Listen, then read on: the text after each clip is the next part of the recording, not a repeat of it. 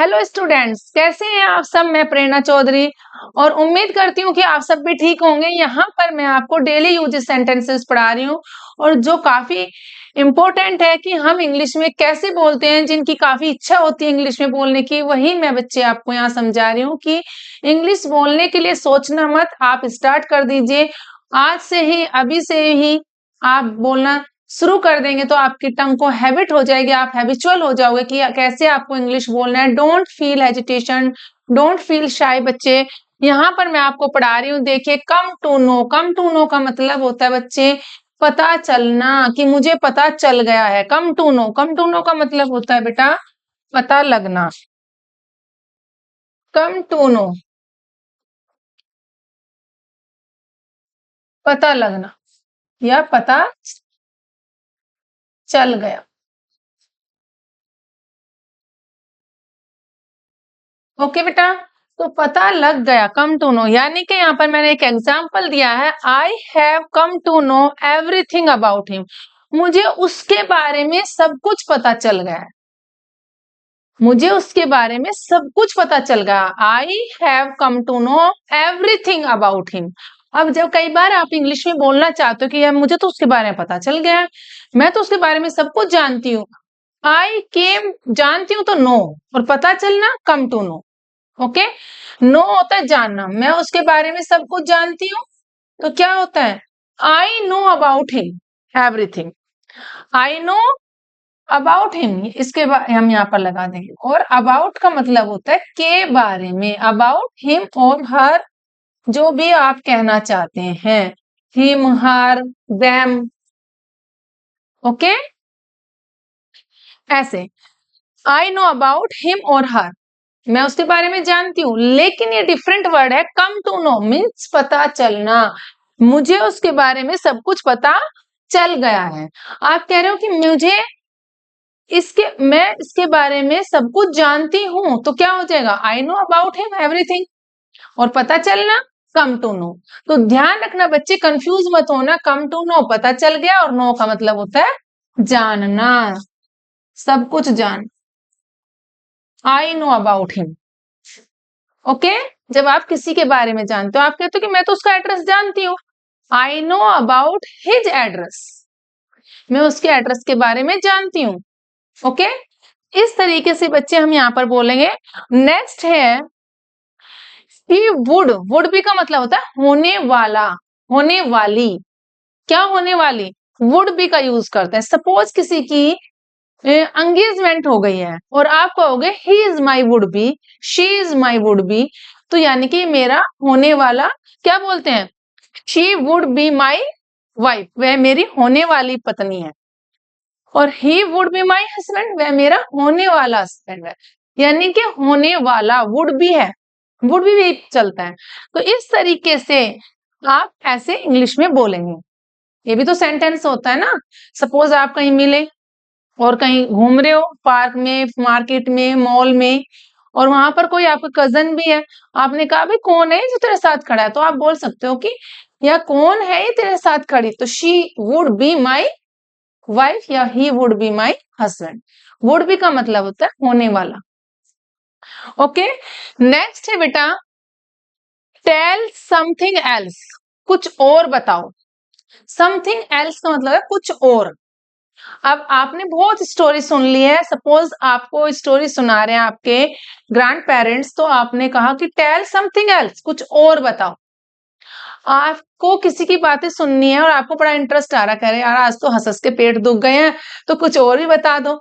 तो कुछ और बताओ वो इंग्लिश में कैसे बोलते हैं, टेल समथिंग एल्स, कुछ और। ऐसे ही सपोज आप खाना खा रहे हो और या आपके घर कोई गेस्ट आया है, वो खाना खा रहे हैं, आप उनसे कैसे पूछोगे कि कुछ और लोगे क्या, कैसे बोलोगे, do you want something else, क्या कुछ और लोगे, do you want something else. तो समथिंग एल्स का मतलब क्या कुछ और, तो यहां पर कह रहे टेल समथिंग एल्स, कुछ और बताओ। शो समथिंग एल्स, कुछ और दिखाओ। शो समथिंग एल्स का मतलब होता है बेटा कुछ और दिखाओ। थिंक समथिंग एल्स, कुछ और सोचो, और भी कुछ सोच लो भाई। तो यानी कि यहां पर इसका आंसर है टेल समथिंग एल्स, कुछ और बताओ। कुछ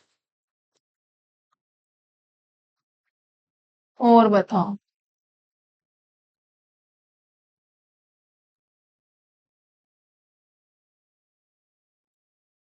ऐसे आप सेंटेंस बना लेंगे। बताओ।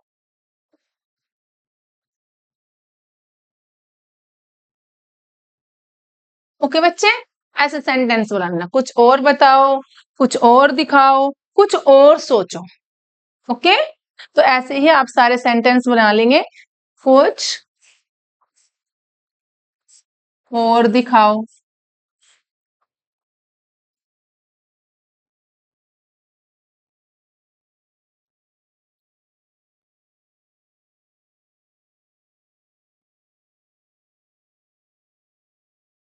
कुछ और सोचो।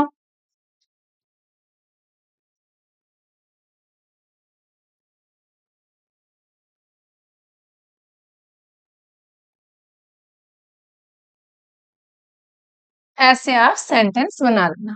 ओके बच्चे, चलिए अब आप कहना चाहोगे कुछ और बोलो, कुछ और दिखाओ, कुछ और ले लो। टेक समथिंग एल्स, कुछ और ले लो, कुछ और दे दो। गिव मी समथिंग एल्स, मुझे कुछ और दे दो। तो ऐसे ही आप वो सारे सेंटेंस बना सकते हैं। एक सेंटेंस को लेकर के टेल समथिंग एल्स से रिलेटेड बहुत सारे सेंटेंस बना सकते हैं। Okay, think about that. Next है ईयर वैक्स। अब कई बच्चों को ये घर में बहुत, हमारे फैमिली मेंबर्स है, जरूरी नहीं है हर किसी को पता होता है या हर कोई जानता है कि इंग्लिश कैसे बोलते हैं, या फिर किसी को पता है तो बोलता नहीं है, हेजिटेशन करता है। कई बार ऐसा होता है बोलना तो आता है लेकिन बोलना नहीं चाहते हैं।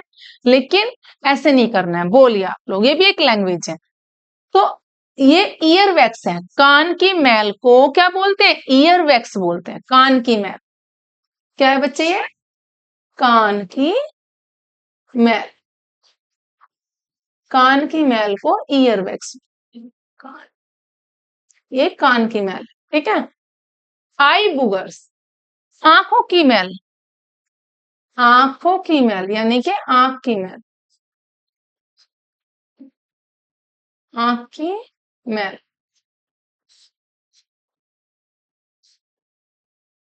ठीक है। नेक्स्ट है नोजल डर्ट। नोजल डर्ट का मतलब नाक की मैल, नाक की मैल। तो इस तरीके से बच्चे आप यूज कर सकते हैं these kind of the sentences. अब आपको पता चल गया है, ईयर वैक्स होता है, आई बुगर्स होता है और नेजल नोजल डार्ट होता है। ओके, ऐसे आप सेंटेंस बना लेना। नेक्स्ट है यहाँ यू लेट इट बी, तुम इसे छोड़ दो। लेट इट बी का मतलब होता है छोड़ दो। आई विल डू इट, मैं इसे कर लूंगी। आई विल डू इट, मैं इसे कर लूंगी, तुम रहने दो। यू लेट इट बी, तुम इसे रहने दो। तुम या फिर आप इसे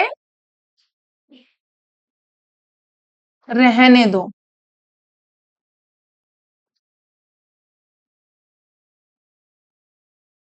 मैं इसे कर लूंगी, आई विल डू इट, मैं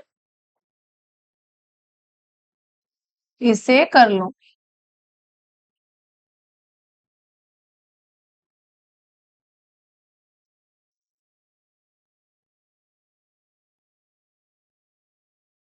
इस तरीके से बोलते हैं। ओके, नेक्स्ट है यू लेट इट बी, तुम इसे छोड़ दो।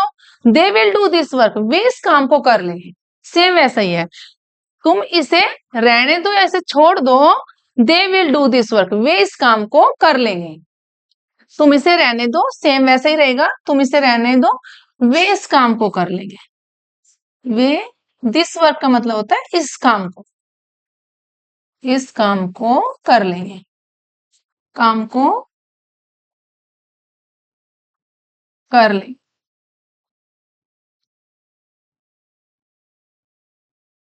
ऐसे। ओके, वे इस काम को कर लेंगे, तुम इसे रहने दो।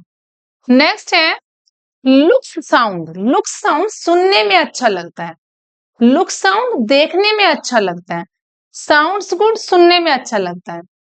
देखिए लुक्स गुड देखने में अच्छा लगता है,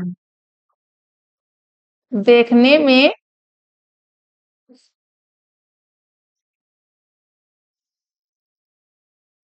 अच्छा लगता है।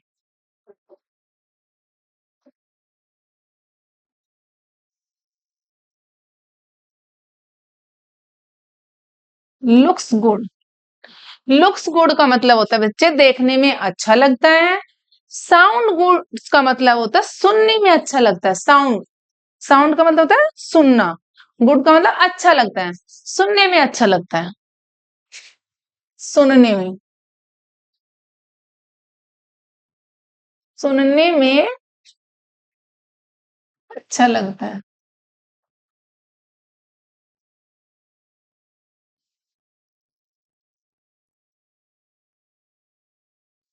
है ना।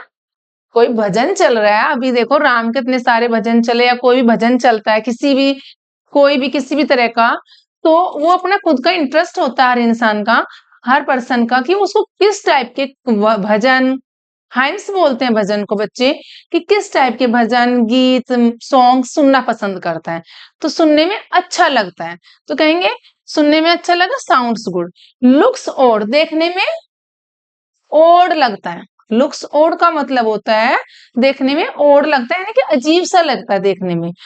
साउंड्स ओड, सुनने में अजीब सा लगता है, किसी ने कुछ ऐसी बातें बोल दी तो कह रहा है यार सुनने में बहुत अजीब सा लगता है, तो सुनने में भी अच्छा नहीं लगता, सुनने में अजीब सा लगता है, तो यानी कि अगर देखना अच्छा ना लगे तो लुक्स ओड, सुनना अच्छा ना लगे तो साउंड्स ओड। ओके, तो अगर देखने में अच्छा लगे तो लुक्स गुड, और सुनने में अच्छा लगे साउंड्स, ये दोनों उसका ऑपोजिट है। देखने में अच्छा नहीं लगता लुक्स ओड, सुनने में अच्छा नहीं लगता साउंड्स ओड। ओके, नेक्स्ट है बेटा सिक ऑफ। बहुत इंटरेस्टिंग है, देखो सिक का मतलब यानी कि आप जब अपने कोई भी एप्लीकेशन लिखते हो, सिक लीव कहते हो ना, बीमार, सब बच्चे लिखते हैं ना सिक लीव, 2 डेज की, छोटे छोटे बच्चों को दिया जाता है स्कूलों में सिक लीव लिखने के लिए, कि 2 डेज 3 डेज की सिक लीव ले ली, और बच्चे बड़े अच्छे से भी लिखते हैं कि बीमार हूं उसके लिए मुझे छुट्टी चाहिए। तो सिक का मतलब होता है बीमार होना, यानी कि, तो सिक लीव दी, यहाँ पर सिक ऑफ है, इसका मतलब है बच्चे तंग आना। कई बार हम कहते हैं फेड अप हो गई, मैं तो बहुत तंग हो गई, तो यहाँ पर वो उसका भी दूसरा एक वर्ड है सिक ऑफ, यानी कि तंग आना। और यहाँ पर है I am seeking of making her understand. I am seeking of making her understand. I am seeking of का मतलब होता है मैं तंग आ रही हूं, किससे, मेकिंग हर अंडरस्टैंड। मेकिंग का मतलब होता है हर अंडरस्टैंड, मतलब समझाना, समझना, अंडरस्टैंड समझाना, मेकिंग हर अंडरस्टैंड, मैं उसे समझा समझा कर तंग आ गई हूँ। बड़ा इंटरेस्टिंग है बेटा, देखिए बड़ा अच्छा लगता है, बड़ा, I am seeking of making her understand, मैं तंग आ गई हूं, आई एम सीकिंग ऑफ, क्या करके, मेकिंग हर अंडरस्टैंड, उसे समझा समझा करके। सपोज मैं कह रही हूं मैं उसे हंसा हंसा कर तंग आ गई हूं, मैं उसे पढ़ा पढ़ा कर तंग आ गई हूं, मैं उसे कोई भी किसी से काम करवाना, मेक हर, मेक हिम लगाएंगे। ओके, मैंने उसे हंसाया, आई मेड हर लाफ, तो यहाँ मेकिंग हर अंडरस्टैंड, ऑफ के बाद आईएनजी फॉर्म आया है, यानी कि I am making of, I am seeking of making her understand, मैं उन्हें उसे समझा समझा कर तंग आ गई हूँ। तो बड़ा अच्छा सा वर्ड है, इंटरेस्टिंग है, सिक ऑफ, तंग आना, तो ये भी आप सीख लीजिए। ओके, ये भी मत सोच लीजिए कि आप बीमार के लिए वर्ड यूज कर रहे हैं, बीमार के लिए यूज नहीं कर रहे हैं, तंग आने के लिए यूज कर रहे हैं। अब मदर अपने बच्चों से तंग आ जाती है, जब बच्चे नहीं मानते ना तो मदर से पूछे भैया क्या हाल होता है बच्चों का, मम्मा का। नेक्स्ट है बेटे, they don't go to such function anyway. Anyway का मतलब होता है वैसे भी, आप कह रहे हैं मैं तो वैसे भी जंक फूड खाती ही नहीं हूँ, मैं तो वैसे भी वहां जाती ही नहीं हूँ, मुझे करना क्या है, why are you telling me about that, तुम मुझे क्यों बता रहे हो इसके बारे में, even I don't go there anyway, मैं तो वहां वैसे भी नहीं जाती हूँ। तो इस तरह के जो सेंटेंस है बच्चे हम कैसे बोलते हैं इंग्लिश में, देखिए यहाँ पे भी कुछ ऐसे वर्ड्स हैं, सेंटेंस मैंने लिखे हैं कि कुछ लोग बोलते हैं कि मैं तो वैसे भी वैसे ऐसे फंक्शंस में जाती ही नहीं हूँ, वे तो ऐसे फंक्शंस में जाते ही नहीं है, तो क्या बोलेंगे, they don't go to such function anyway, वे वैसे भी ऐसे फंक्शंस में नहीं जाते हैं। I don't take junk food anyway, मैं तो वैसे भी जंक फूड खाती ही नहीं हूँ। We don't play such games anyway, हम तो वैसे भी ऐसे गेम खेलते ही नहीं है। तो इस तरह के जो सेंटेंस है एनीवे, एनीवे का यूज करते हैं वैसे भी। एनीवे का सेंटेंस बनाने के लिए क्या यूज करेंगे? एनीवे का मतलब होता है वैसे भी। अगर आप कहोगे मैम मैं तो वैसे भी बाहर ही नहीं निकलती, आई डोंट गो आउटसाइड एनीवे, मैं तो वैसे भी बाहर नहीं जाती हूँ, है ना, मैं तो वैसे भी उससे बात नहीं करती हूँ। ऐसे सेंटेंस बनाने के लिए आप यूज कर सकते हैं वैसे भी के लिए एनीवे। ओके, एनीवे रहने दो, एनीवे वैसे भी। नेक्स्ट है बच्चे, had better, you had better not mess with me, यानी कि तुम्हारे लिए अच्छा होगा तुम मुझसे पंगा ना लो। यू हैड बेटर तुम्हारे लिए अच्छा है, नॉट मैस विद मी मुझसे पंगा ना लो, नॉट मैस विद मी तुम्हारे लिए अच्छा होगा। You had better stay away from me, तुम्हारे लिए अच्छा होगा कि तुम मुझसे दूर रहो, तुम्हारे लिए अच्छा होगा कि तुम मुझसे दूर रहो। Mean, I didn't mean to harm you, मेरा मतलब उसे नुकसान पहुंचाना नहीं है। मीन का मतलब होता है मतलब, मीन मीन्स बच्चे मतलब, मेरा मतलब उसे नुकसान पहुंचाना नहीं है, या मेरा कोई मकसद भी बोल सकते हैं, मकसद, मेरा मकसद उसे नुकसान पहुंचाना नहीं है, मकसद। उद्देश्य भी बोल सकते हैं, मेरा उद्देश्य उसे नुकसान पहुंचाना नहीं है, या तुम्हें, मेरा मकसद तुम्हें नुकसान पहुंचाना नहीं है। It means I didn't mean to harm you, मेरा मकसद तुम्हें नुकसान पहुंचाना नहीं था। डिडंट आया है, पास्ट की बात कर रहे हैं। ओके, तो ऐसे आप यूज कर लेंगे। तो ये थे बच्चे आज हमारे आज के सेंटेंस। और यहाँ पर मैं आपको बता दूं, ऐसे सेंटेंस पढ़ने के लिए आपको एक दिन की नहीं, कम से कम 10 दिन आप इनकी प्रैक्टिस करिए, इनसे रिलेटेड और सेंटेंस बनाइए, देखिए आपकी टंग को हैबिट हो जाएगी।